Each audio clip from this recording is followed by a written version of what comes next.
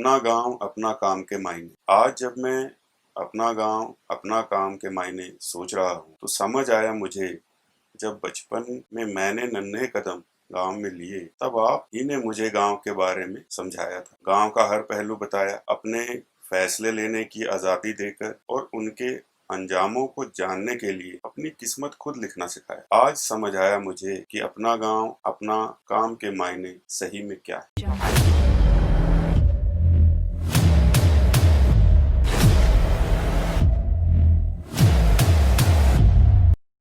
Corona महामारी के दौरान एक विचार हमारे मन में आया जिसको हमने पहली बार आपके साथ साझा किया था 28 अप्रैल को। अपना गांव अपना काम, जहां पर हम अपने गांव में ही रहते हुए कैसे रोज़गार के स्वरोज़गार के साधन पैदा कर सकते हैं उसके ऊपर विचार किया जाए।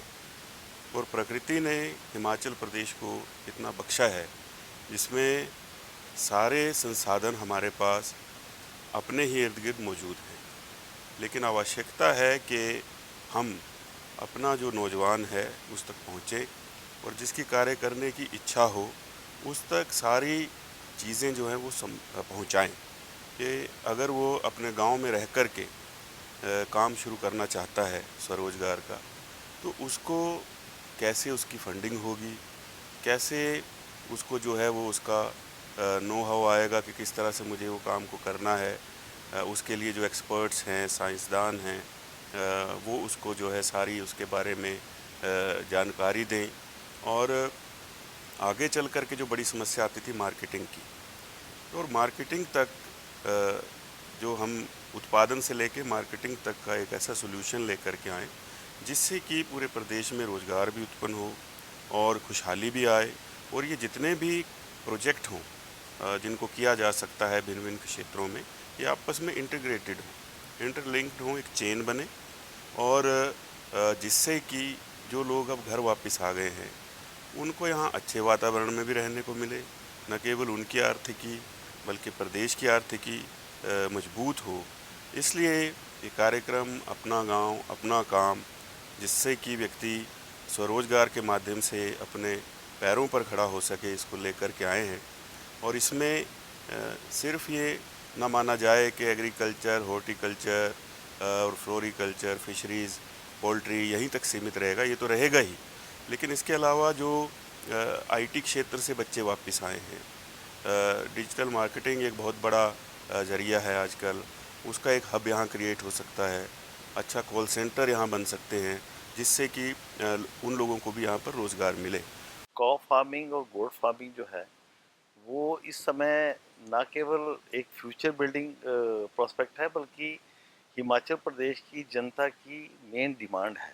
30 से 35% दूध जो है वो अपनी कंजम्पशन को खुद प्रोड्यूस करता है, और बाकी सारे मिल्क और मिल्क प्रोडक्ट्स जो हैं वो पंजाब से या हरियाणा से या कहीं और से, गुजरात से, यहाँ से आयातित होते हैं। अगर हम अपना दूध करेंगे तो उसके न केवल रोजगार का सृजन होगा, बल्कि साथ ही साथ हमारी जो आर्थिकी है वो सुदृढ़ होगी और हमारी भौतिकी भी सुदृढ़ होगी, हमारी फिजिकल कैपेसिटी सुदृढ़ होगी। डेयरी एंटरप्रेन्योरशिप डेवलपमेंट स्कीम, उसमें ना केवल आपको गाय खरीदने के लिए आपको प्रेरित किया जाता है, उसमें 35 से लेके 55% तक सब्सिडी है, बल्कि गाय का शेड बनाने के लिए, गाय को, बछड़ियों को पालने के लिए, गाय के दूध का प्लांट लगाने के लिए, मिल्क प्रोसेसिंग प्लांट जिसको बोलते हैं, वो उसके लिए गाय भैंस का दूध, और साथ में एक रेफ्रिजरेटर वैन तक के लिए सब्सिडी उपलब्ध है। हिमाचल प्रदेश के रहने वाले हैं जो कि ग्रीनरी के लिए मशहूर है। हाँ, यहाँ ड्राई सीजन होते हैं। जब रेगिस्तान का बीकानेर और वो जो ड्राई एरिया है वो दूध प्रोडक्शन कर सकते तो हम क्यों नहीं कर सकते? इसके लिए सबसे बढ़िया जो है, जब चारे की मात्रा अधिकतम होती है, अधिकतम चारा की मात्रा होती है बरसात में, जैसे आजकल है, तो चारे का हम अचार बनाया जा सकता है, साइलेज इन ड्रम्स। इसमें एक एक रोजगार का सृजन और हो जाएगा। अगर हमारे कुछ युवा गांव के लिए हरे चारे के ड्रम बनाने का एक कारोबार करते हैं तो वो भी एक हो जाएगा। जैसे गैस का सिलेंडर पुराना ले जाके नया भरा जाते हैं, वैसे वो फार्मर भी कर सकते हैं। इसके अलावा फोडर ब्लॉक्स भी मिलते हैं, फोडर ब्लॉक्स का यूनिट भी लगाया जा सकता है। फोडर ब्लॉक को बोलते हैं भेली। अपना गांव अपना काम है, ये जन की बात है और जन के लिए धन की बात है।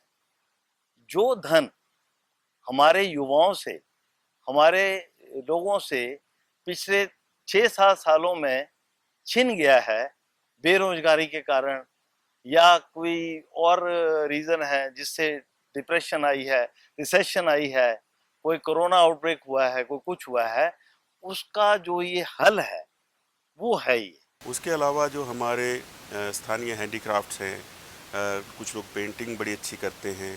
हमारे स्थानीय जो यहाँ पर प्रोडक्ट्स हैं, ऑर्गेनिक हों, हर्बल हों, तो उनको कैसे डाइवर्सिफाई करके मार्केटिंग करनी है, इन सारी चीज़ों का जो कार्यक्रम है वो अपना गांव अपना काम जो है ये एक कार्यक्रम है जिसको प्रदेश व्यापी हम शुरू करने जा रहे हैं। धर्मशाला से हम वेबसाइट लॉन्च करने जा रहे हैं, अपना गांव अपना काम .com के नाम से। उस पर रजिस्ट्रेशन फॉर्म होगा, वो फॉर्म आप भरिए और उसमें सारी जानकारी अपने बारे में दें।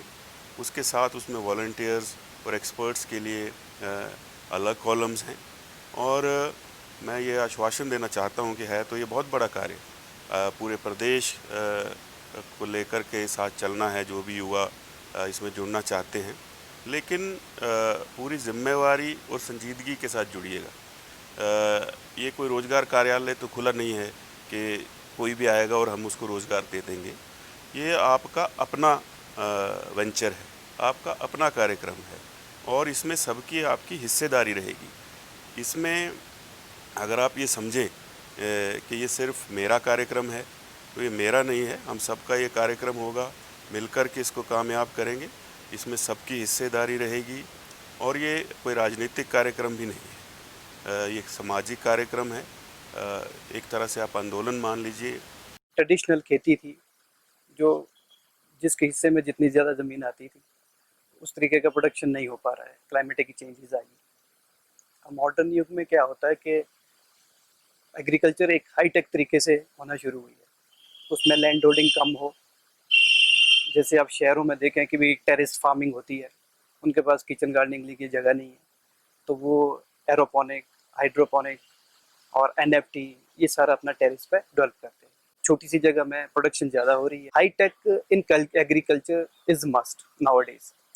मेरे ख्याल से प्रोस्पेक्टिव ऐसा है कि अगर हम हाईटेक ना करें, सीड की क्वालिटी, फूड क्राइसिस, इसको हम ओवरटेक नहीं कर सकते। हमें हाईटेक को अपनाना पड़ेगा। दूसरा एक और है कि हम जो इनऑर्गेनिक जो फार्मिंग होती थी, मतलब excess use of fertiliser, pesticides, insecticides, तो उसको कम करना है। तो इसको ऑर्गेनिक की ओर भी मोड़ना एक मेरे ख्याल से अच्छा वो है। एग्रीकल्चर में हाईटेक फार्मिंग हम कह रहे हैं, चाहे वो हॉर्टिकल्चर में है चाहे एग्रीकल्चर में। आजकल देखो बागवान भाई हमारे stone fruit, different type of stone fruits हैं, रीजन वाइज हैं, तो हाई डेंसिटी प्लांटिंग करते हैं और उसमें लेबर भी कम लग रही है। और आपका जो एग्रोनॉमिक प्रैक्टिस है, इसमें ये नहीं है कि सभी पढ़े लिखे होने चाहिए कि भाई वो ग्रेजुएट हो, पोस्ट ग्रेजुएट हो, एग्रीकल्चर का नॉन, ऐसा नहीं है। इसमें डिफरेंट जो इंस्टीट्यूट्स गवर्नमेंट के हैं, वहाँ पे तरह तरह के ट्रेनिंग्स प्रोग्राम जो है चलाए जा रहे हैं। तो वो हमारे जो युवा हैं, जो बेरोजगार हैं, जैसे कि अभी कोविड-19 जो खास करके बड़ा एक महामारी के रूप में आया है, तो मुझे लगता है कि इस तरीके की हाईटेक और मेरे ख्याल से छोटी सी लैंड में बहुत बड़ा प्रोडक्शन हो सकता है। लोग शहरों की ओर भागे, छोटी लैंड बची है उसको डेवलप करके एक हाईटेक, आजकल पॉली हाउसेज है, नेट हाउसेज है, अंडर कवर्ड एरिया में प्रोडक्शन की जा सकती है। तो मुझे लगता है उसमें बहुत सारे लोग इंगेज हो सकती है। जहाँ बेरोजगारी है उसको रोजगार भी मिल सकता है। तो अपने गाँव को ही डेवलप किया जा सकता, काम है अपना गाँव है और उसी चीज़ को डेवलप करिए और बहुत सारा प्रोडक्शन और क्वालिटी प्रोडक्शन में कर सकते हैं। ट्रेडिशनल खेती से आज की जो खेती है बिल्कुल डिफरेंट हो चुकी है। पहले गाँव बैल से हल जोता जाता था, आज तो ट्रैक्टर, रोटावेटर, पावर टिलर, बहुत सारी टेक्निक्स आ गई हैं, चाहे वो सीढ़ीदार खेत हैं चाहे वो प्लेन्स में है, जैसे भी। तो मुझे लगता है टेक्नोलॉजी तो बहुत है। आप आजकल जो प्रचलन है वो सॉइल लेस कल्चर का है, सॉइल लेस कल्टीवेशन का है, कि बिना खेत ज़मीन के मिट्टी के पैदावार को बुलाना है, चाहे वेजिटेबल है, चाहे वो एग्रीकल्चर प्रोड्यूस है, चाहे वो मेडिसिनल प्लांट है, बहुत सारे। तो मुझे लगता है जैसे हाइड्रोपोनिक्स है, वो एक बहुत बढ़िया टेक्निक्स है, छोटे से एरिया में बहुत बढ़िया प्रोडक्शन की जा सकती है। अब दूसरा एरोपोनिक्स है, उस काइंड ऑफ हाइड्रोपोनिक है, बट उसमें क्या होता है कि जो जड़ें हैं वो हवा में सस्पेंडेड करती हैं, सॉइल की ज़रूरत नहीं पड़ती है। तो बहुत सारी स्पीसीज है प्लांट्स की जो हाइड्रोपोनिक में अच्छी हो सकती है, एरोपोनिक्स में अच्छी हो सकती है, और एनएफटी न्यूट्रिएंट फ्लो टेक्नोलॉजी है, तो उसमें वर्टिकल फार्मिंग होती है, तो उसमें भी स्पेस को हम बहुत छोटे से पेस पे बहुत सारी प्रोडक्शन कर सकते हैं। एग्रीकल्चर से बेस्ट फील्ड कोई नहीं है करने के लिए। एक तो आप अपने गांव में, अपने शहर में रह रहे हैं, और उसी शहर में, उसी गांव में आप अच्छे ट्रेनिंग लेके, अच्छा सीड तैयार करके, अच्छे फार्मिंग करके आप अच्छा सब अर्निंग भी कर सकते हैं, और अपने आस पड़ोस और अपने शहर को, अपने घर को डेवलप भी कर सकते हैं।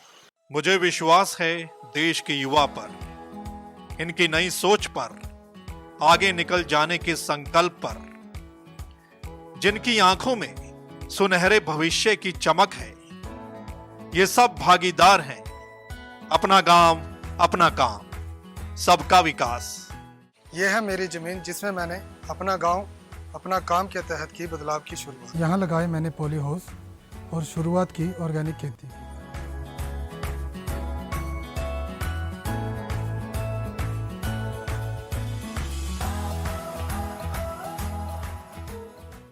और साथ में की मैंने कड़कनाथ पोल्ट्री की शुरुआत।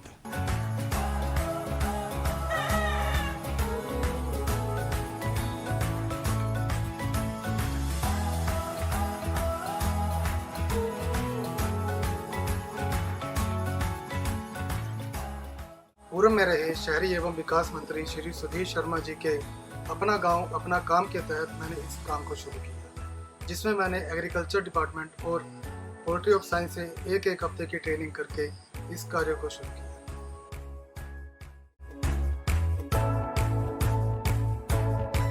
इसमें मैंने अपने लिए ही नहीं बल्कि अपने गांव के कई लोगों के लिए रोजगार पैदा किए हैं।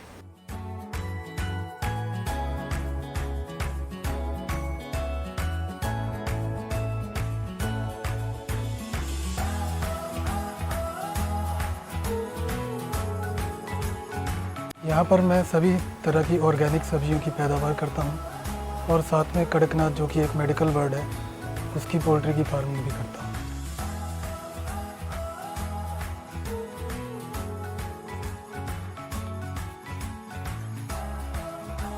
कड़कनाथ है, ये एक मेडिकल बर्ड है। इसमें फैट जो है वो 1% है, बल्कि बाकियों में जो है 25% फैट पाया जाता है। और इसमें काफ़ी बीमारियों का इलाज है, जैसे अस्थमा की बीमारी है, हार्ट पेशेंट हैं, और भी कई तरह की बीमारियों का इलाज इसमें पाया गया है। जैसे मैंने ऑर्गेनिक खेती और ये कड़कनाथ की पोल्ट्री की है, इससे मेरा विकास तो हुआ है, बल्कि मैंने गांव के काफ़ी लोगों को रोज़गार दिया है। मैं ये समझता हूँ कि लोग मेरे से प्रेरणा लेकर के अपना विकास भी कर सकते हैं और अपने गाँव में लोगों को रोज़गार दे सकते हैं।